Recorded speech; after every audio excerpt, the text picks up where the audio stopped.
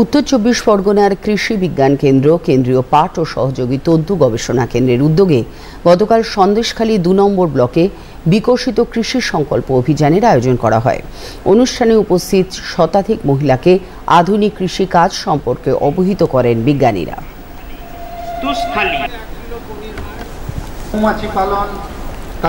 29 মে থেকে 12ই আমাদের জুন পর্যন্ত একটা বিকশিত কৃষির একটা বিশাল অভিযান চলছে এবং সেই অভিযানের লক্ষ্য হলো বিকশিত ভারত তৈরি করা, বিকশিত রাজ্য তৈরি করা, বিকশিত গ্রাম তৈরি করা। এবং এই সন্দেশখালীতে আমরা আজকে এসেছি বিকশিত সন্দেশখালী তৈরি করার জন্য। তো আজকে আমাদের আইসিআরের যে পক্ষ থেকে এখানে যে সংস্থা আছে, আইসিআর ক্রাইজাফ হলো, আইসিআর আটারি হলো, এবং আমাদের West Bengal veterinary and fishery science এবং আমাদের কৃষি বিজ্ঞান কেন্দ্র 24 পরগনা এবং 24 পরগনা এডিশনাল, এই সবার উদ্যোগ, আমাদের গ্রামের উদ্যোগে, আমাদের গ্রামের পঞ্চায়েতের উদ্যোগে একটা বিশাল অভিযানের এখানে আমাদের আয়োজন করা হয়েছিল, যেখানে বিশাল পরিমাণে আপনার বলতে পারেন 400-500 মহিলা এসেছিলেন, অনেক আশা নিয়ে, অনেক ভরসা নিয়ে।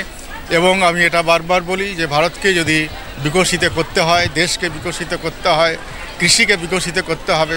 কৃষিকে বিকশিত করতে গেলে আমাদের যে মহিলাদের ঘরে ঘরে রোজগার করতে শিখতে হবে, যুবকদের ঘরে ঘরে রোজগার করতে শিখতে হবে এবং ফার্মার্সদের রোজগার অনেক বাড়াতে হবে।